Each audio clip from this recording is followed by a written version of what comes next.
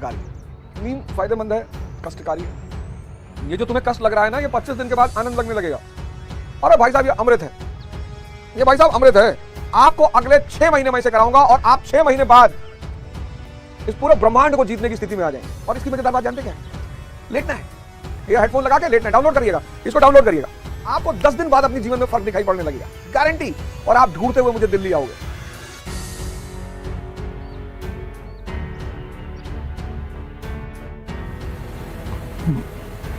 जय हिंद फ्रेंड्स।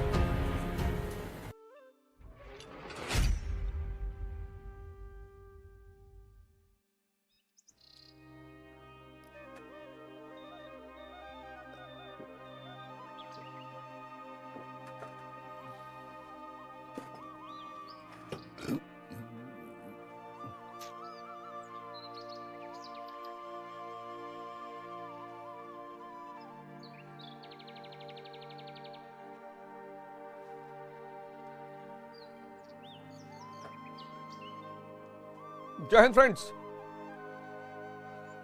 सबको सुबह का सादर वंदन। मित्र हमारे कैमरामैन बेचारे कभी कभी दिक्कत में पड़ जाते हैं। सुबह उठना जितना फायदेमंद है उतना कष्टकारी भी है। और सच पूछो तो इस दुनिया में जितनी भी चीजें फायदेमंद है वो सब कष्टकारी है। माँ बाप फायदेमंद है, बहुत कष्टकारी है। ऐसा लगता है कि इनसे बड़ा कोई दुश्मन ही नहीं। एक उम्र में ऐसा लगता है कि इनसे बड़ा कोई दुश्मन नहीं है। नींद फायदेमंद है, कष्टकारी है।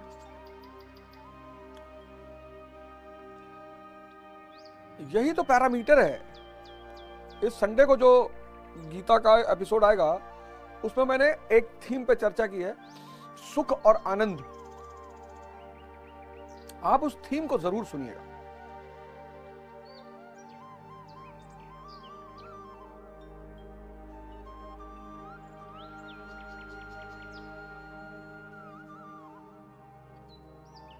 संडे को जो गीता का एपिसोड आएगा उसमें मैंने एक थीम पे चर्चा की है, सुख और आनंद।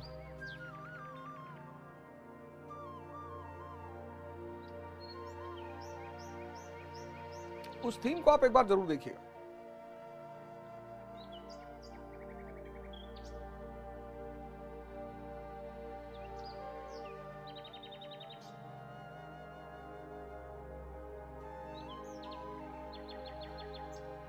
तो जितनी चीजें लाभदायक हैं वो कष्टकारी बहुत है।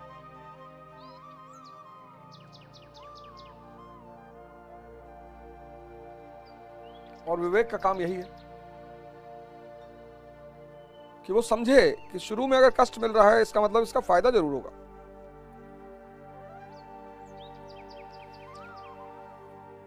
मैं हमारे घरों में लोग नीम का दत्तू मंजन करते थे।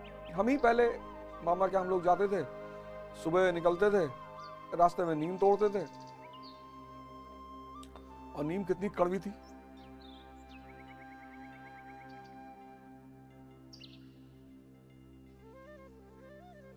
लेकिन हमारे दांतों को, मसूड़ों को बचा के रखती। कल सुबह हम लोग पढ़ रहे थे कर्ण के बारे में।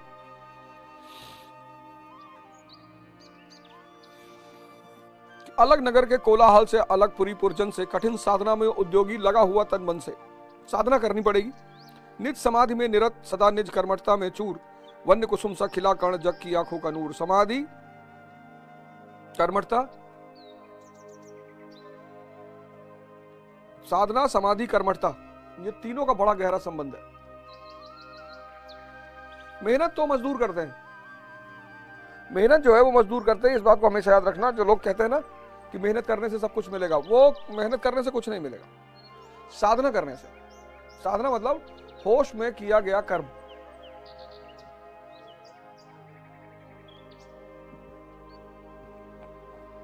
जैसे आज पढ़ाई में लोग बहुत मेहनत कर रहे हैं लेकिन मजबूरी में कर रहे हैं। आज पढ़ाई में लोग बहुत मेहनत कर रहे हैं लेकिन मजबूरी में कर रहे हैं। मजबूरी में उसका परिणाम नहीं आ रहा है। साधना करना है।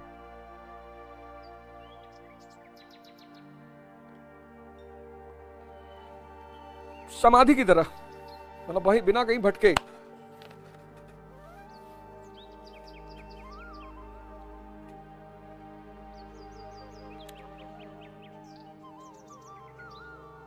और कर्मठता, काम के लिए हमेशा तत्पर। नहीं फूलते कुसुम मात्र राजाओं के उपवन में।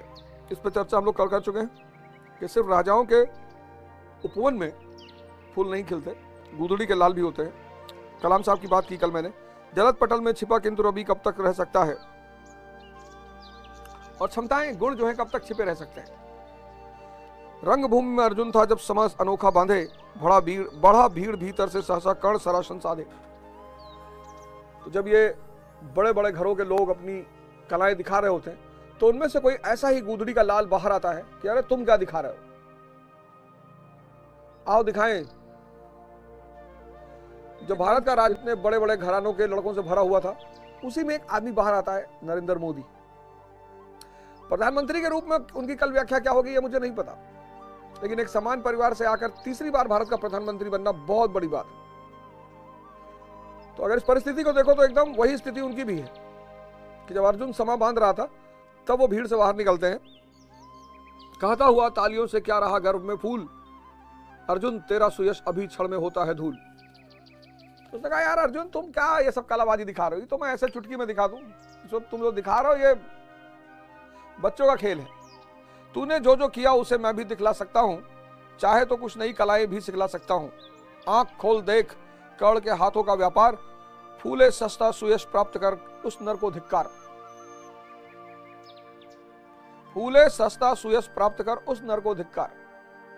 तो कर्ण कहता है कि ये सब तो तुम दिखा रहे हो ना, ये सब खेल है मेरे लिए, इसको तो मैं ऐसे मजाक में कर देता हूं, और इसके अलावा भी बहुत सारी चीजें दिखाऊंगा। आंख खोलकर देख कर्ण के हाथों का व्यापार, फूले सस्ता सुयश प्राप्त कर उस नर को धिक्कार।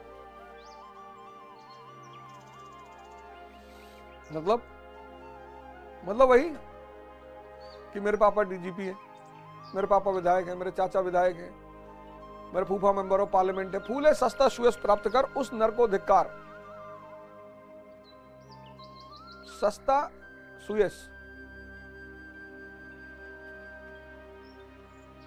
इस प्रकार कह लगा दिखाने कर्ण कलाए लड़की। सभा स्तब्ध रह गई, सभा स्तब्ध रह गई, गई रह आंख टंगी जन जन की। मंत्र मुक्त सा मौन चतुर्दिक जन का पारावार, गूंज रही थी मात्र कर्ण की धनवा की टंकार।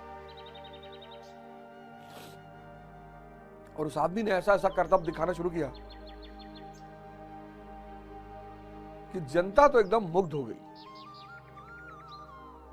मस्त।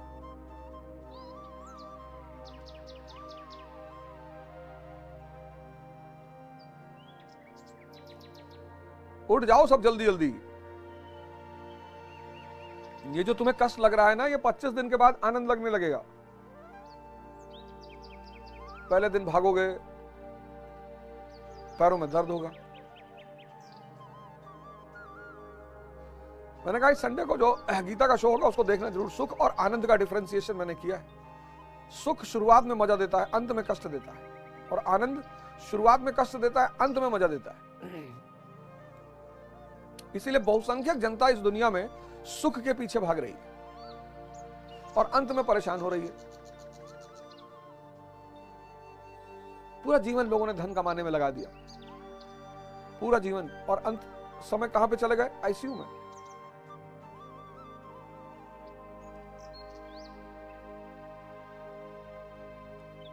बता तो रहा हूं कि महाराज जी, स्वामी अड़गानंद महाराज आ गए होंगे दर्शन हॉल में, 98 साल की उम्र, 98 साल की उम्र, 98 और तुम लोग यार सो रहे हो। जागो, उठो। फिरा कर्ण त्यों साधु साधु का उठी सकल नर नारी, राजवंश के नेताओं पर पड़ी विपद अति भारी। द्रोण भीष्म अर्जुन सब फीके, सब हो रहे उदास, एक सुयोधन बढ़ा बोलते हुए वीर शाबाश।